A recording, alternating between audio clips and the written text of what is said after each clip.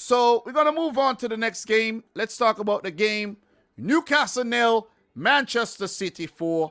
My exact prediction for this one. Spot on with the prediction, 4-0. And I feel very, very good about it. Very, very good about it, man. So, look. Newcastle versus City. Callum Wilson started the game. Alan St-Maxima sat on the bench. Did look good when he came off. 5 changes for Newcastle. Kieran Clark, Richie Wilson, Willock, and Almiron started the game. Man City with 3 changes. Cancelo back from suspension. Sterling and Jesus in.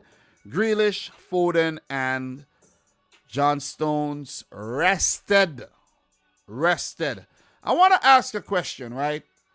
How is it that City squad is fit with only Kyle Walker struggling with a bit of injury right now? How is the City squad fit and available during a COVID crisis and everyone else has problems? One word: discipline. Discipline. Discipline. Discipline. The goal came in the 5th minute, the first goal. Ruben Diaz. We don't need, listen, defenders. Defenders have scored 4 goals across the last 11 goals scored in the last 2 games. You're hearing it right.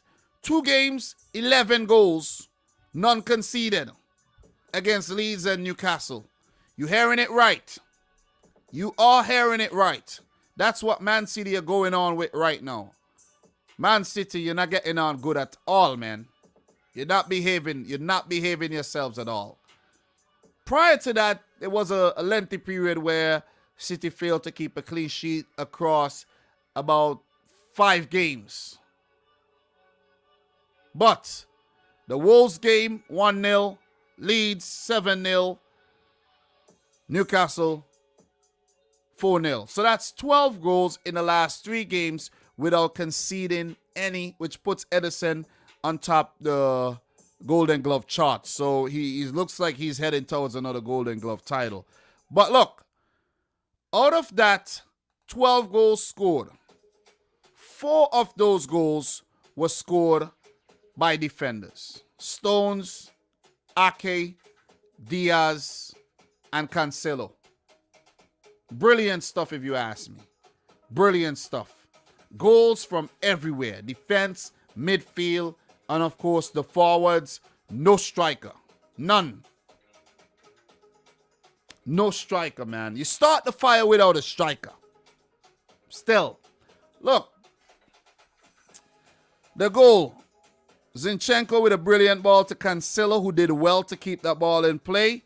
And his loopy ball into the box confused Dubravka and Kieran Clark, where both of the players left it for each other.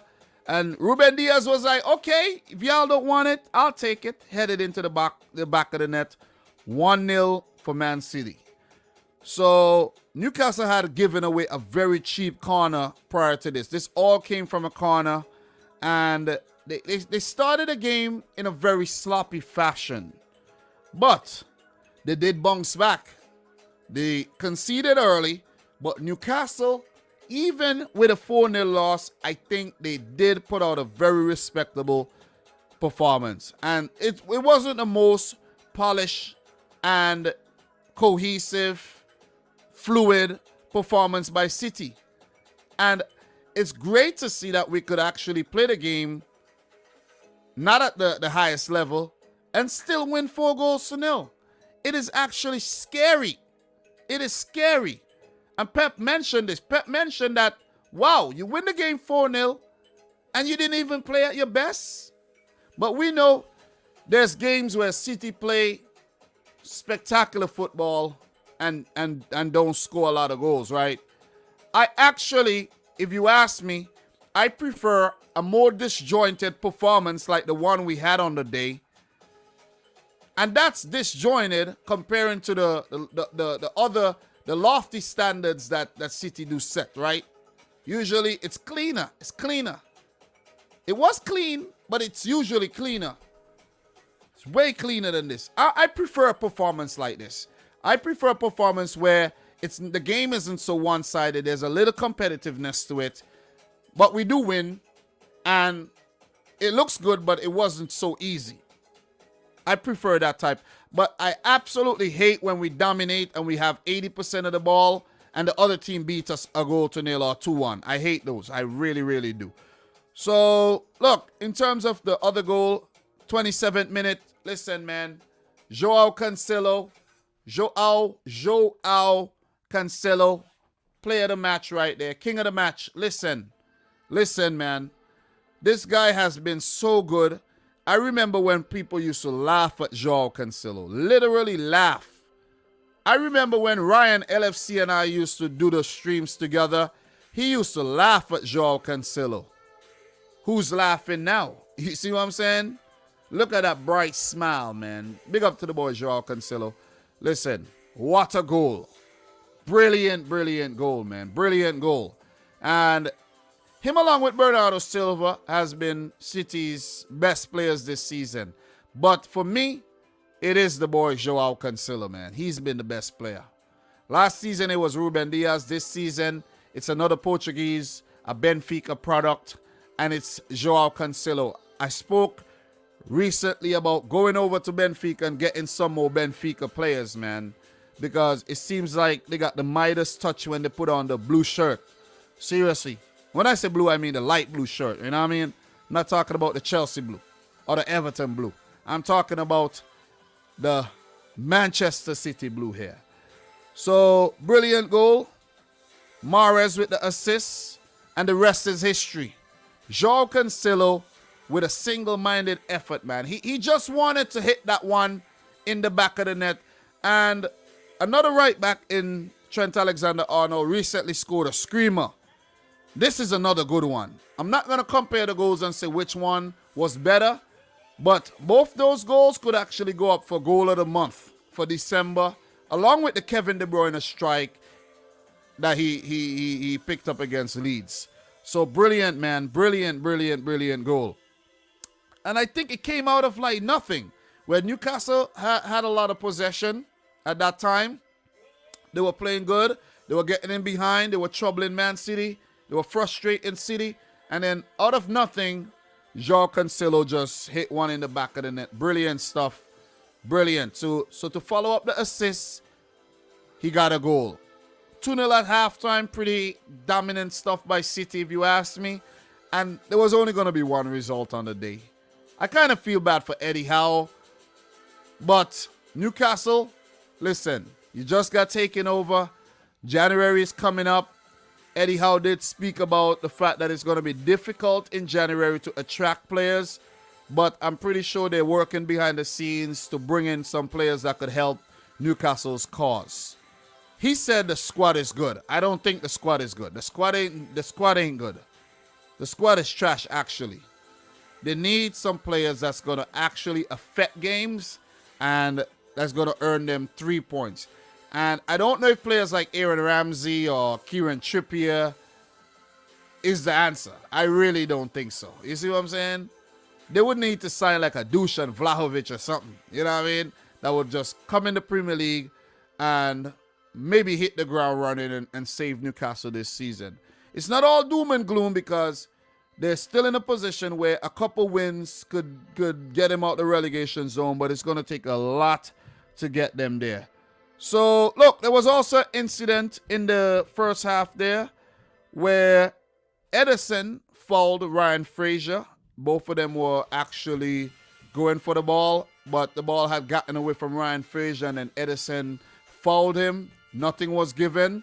And rightfully so because Ryan Fraser had lost control of the ball already. But if you ask me, that could have gone the other way too. It could have definitely gone in Newcastle's favor. Isaac Hayden did get a chance from a corner that he put wide.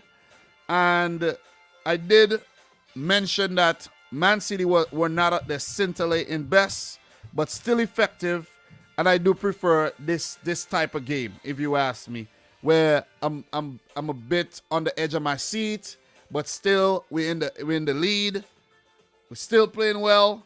but the other team also in the game. I absolutely do not like the one-sided football matches, and then it's one-sided for 70 minutes, and then bam, the other team get a goal, and then they actually go on to get a draw or win. I've seen it way too many times, man. And I think Newcastle were actually very, very unlucky not to pull one back there in the first half. So, second half substitute, Joe Willock off, and Joe Willock has been rather underwhelming so far for Newcastle since he signed permanently from Arsenal. Alan St-Maximin came on, and he looked good from the get-go in the second half, man. He looked really, really good. So, 52nd minute, big chance for Gabriel Jesus. Brilliant build-up play by Man City. And when I talk about brilliant, I mean spectacular. And Jesus' header was well saved by Dubravka, who's been, solid in goal for the most part. But when you have an attack like City coming at you, full, pretty respectable comparing to what happened with Leeds United last week. Cancelo in the 60th minute had a chance on the break that he put over on with his left foot. And City were just teasing when Riyad Mahrez did score. Zinchenko with the setup, brilliant ball in behind. And Mahrez slapping in the volley. And the flag was raised for offside, but VAR overturned it. Mahrez with the goal, 3-0. And that was actually his 50th Man City goal as well. So, brilliant stuff for Riyad Mahrez. Brilliant, brilliant stuff. The Algerian is actually the highest goal scorer this season for City. And I'd also like to take the time to congratulate Algeria for winning the FIFA Arab Cup. I didn't talk too much about the Arab Cup because a lot of high-profile players were absent, and I didn't really have the time to do it and do everything else. Maybe the next Arab Cup when they find a better window for the tournament where everybody could be involved. But Algeria, you got to give it to them, man. They now hold the world record for the longest unbeaten run that stretched to 40-something games. And they're the African Cup of Nations holders. It's going to be hard. It's going to be difficult to take that away from them. And I could actually see them qualifying for the World Cup that they missed in 2018. So Riyad Mahrez, brilliant, brilliant, brilliant player. And it's a privilege to have him at the club. But as I recently mentioned, City have to start looking for the next Riyad Mahrez. The scouting has to start now. We can't wait until Mahrez is 32 and then he leaves. We got to start now. You see what I mean? I don't think he has. Mahrez has 2 seasons tops left at Man City. And we got to cherish Mahrez for the remainder of his time at the club because he's exquisite, man. Doesn't start a lot of Premier League games, but I see what Pep's doing, managing the workload of the players very well. Grealish, even though he had a great game to bring his confidence back up, didn't start the game. You see what I mean? So you got to give it to Pep Guardiola, and I was definitely confident when I saw the 11. So second half, City started, pulling things back a bit after a little period where Newcastle were getting into the game. Fernandinho came on, Rodri came off, Stones on, Diaz off, and that's game management for you. That's game management, that's player management for Pep Guardiola, because by then, you don't need to have Diaz on the field anymore. You don't need to have Rodri on the field, and Rodri has been massive this season for City. Cole Palmer on in the 76th minute. Mahrez off. Game management. We're going to need Mahrez for Leicester. You see what I mean? Let's think about it. Think about it. Think about it. So, yeah, man. There was a next goal in the game that came in the 86th minute, but before that, Newcastle did get a chance. 81st minute and brilliant ball by Callum Wilson. Brilliant ball in, and the Callum Wilson header was well saved, equally brilliantly saved by Edison. So he didn't have a lot to do in the game, but when it was called on for him to come up with a big save, he did. And he has been doing a lot of that lately, man. I could remember the Aston Villa game when Chuck Womaker came off the bench and he almost leveled for Aston Villa. It was Edison. Edison has been solid. Let's give Edison some credit here, man. Edison do not get the credit he deserves.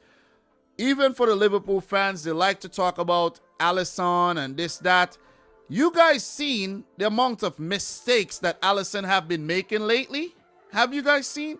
He's been good. He's been pulling off some big saves, but he's had a lot of mistakes, man. A lot of mistakes lately. So give it up for Edison. But the Raheem Sterling goal.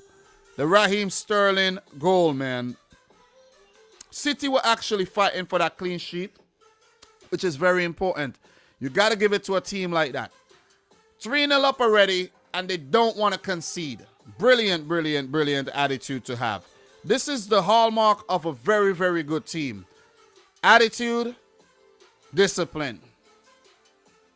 Attitude, discipline. Cutting edge. Resilience. That's the hallmark of this Man City team. The Sterling goal, Gabriel Jesus. Gabriel Jesus. Brilliant crossfield ball to Jesus. Can't remember who actually delivered that ball, but that was a brilliant ball. And Jesus got it. And I was very critical of Jesus on the left wing, where I think he was holding up the ball a bit too much and not moving the ball. But in that instance, he went past Jacob Murphy, ran to the byline, and he just queued up Raheem Sterling for a tap in. That was brilliant. And you got to give it to Sterling for putting it in, because you don't want to miss those tap ins, you know what I mean? You really don't. You really don't want to do that. 4-0. I was so happy, guys. You don't even understand, man. And that was City's biggest win versus Newcastle ever. And also, that was City's 34th win of 2021. Surpasses Liverpool record set in 1982 of 33. And Man City as well have scored the most goals in 2020. I think 2021, the Premier League record of the most goals in 2021, and they have the record for the first, second, third, fourth, and fifth, I think, most goals scored in the league, if I'm not mistaken. I did tweet it out. I did put it out on my Twitter. Let me see if I could just find that really quick, and just to share that one with you guys to see. I'm not capping at all. No capping here. No capping at all. You know what I mean? Let's go over to the Twitter real quick. See exactly what I'm talking about. Guys, follow me on Twitter, Dominic Rich FC. Most Premier League goals in a calendar year. 106 in 2021. Man City. 102 2017. That's a 100-point season, right? 99 in 2018. 95 along with United in 2019. Crazy. Crazy, if you ask me. Another record broken as well. That's the record I just talked about. A record 34 wins in a single calendar year in English top flight history. Brilliant stuff. And big up to whoever's in charge of the graphic team over there at Manchester City, man. Brilliant stuff, if you ask me, man. Brilliant. Big up to the girl Yan City as well. Had to retweet this one. As usual, at the start of the season, everyone bigs up their team and goes on about they are finishing above City. All for us to go top, and then it's, how can we compete with City's super team? Right?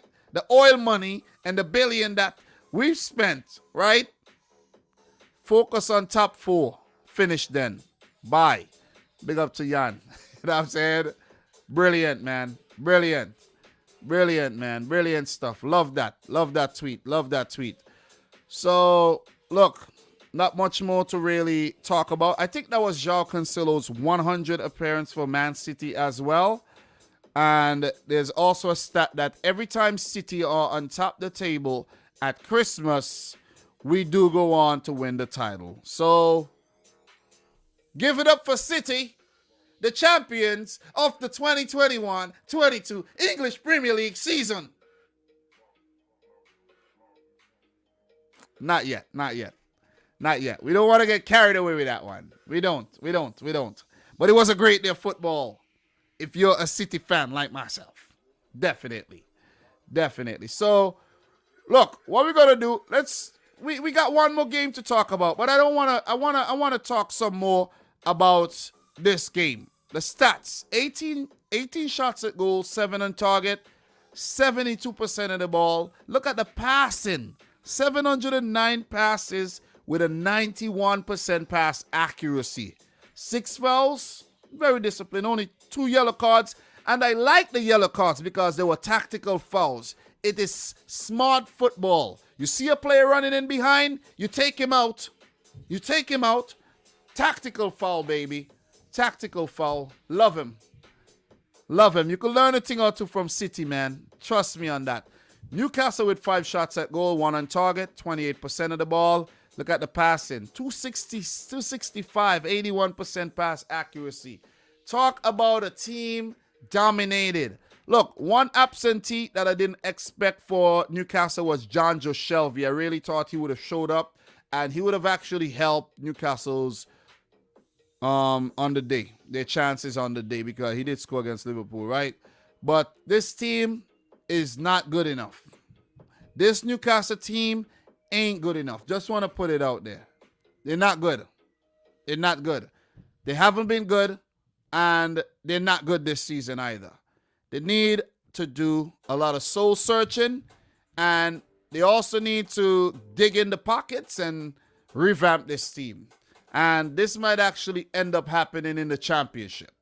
So Newcastle's boss Eddie Howe has lost all 11 of his Premier League games against Man City, the worst 100% losing record of any manager has against a specific opponent in the competition history. Man City recorded a 34th league victory of 2021, establishing a new record for most top-flight wins by a team in the calendar year. Following their win, Man City will sit top of the tree on Christmas Day, something Liverpool had done in each of the last 3 seasons. 3, you know. Indeed, the citizens have gone on to win the title in the 2 previous campaigns in which they've done so, 2011-12 and 2017-18. Liverpool, top of the league, right? At Christmas. 3 seasons. And only won 1. Unacceptable. Unacceptable. And when I think about it, I didn't really think about this. And when I think about it, I remember that season when Liverpool lost the title by 1 point, right? That season. Then the following season, they won it. They had already run away with the league by October.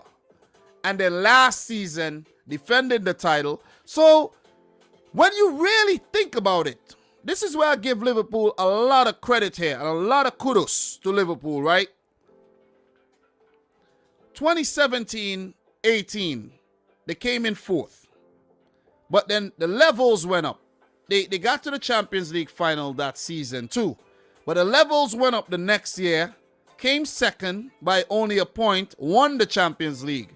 Then the season after that, they won the league title, right? And then the season after that is where things fell apart a bit. Have bounced back a bit so far this season in 2nd, right? So you got to give it up to Liverpool. You got to give it to the competition. And they've been the only team, and I mean the only team that has even given Manchester City the slightest bit of challenge across the last 5 seasons. 5. 17-18,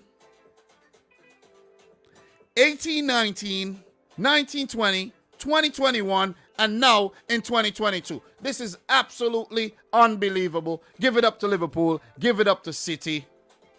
They're playing the best football in the league.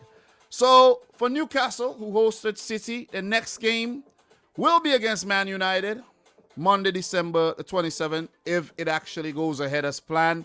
But then there'll be a couple 6-pointers against Everton. That's a 6-pointer if you ask me.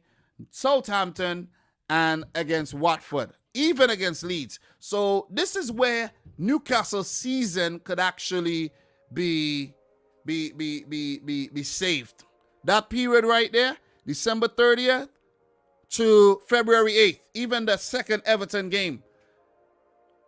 You pick up, let me see, I don't want to give you weight, go crazy, about 10 points. Win about 3 games, draw 1. If you lose 1, that's fine. Leave room for error. They could pull their season back together. But otherwise, if they continue down this road, this path, definitely relegated as the richest club in world football right now.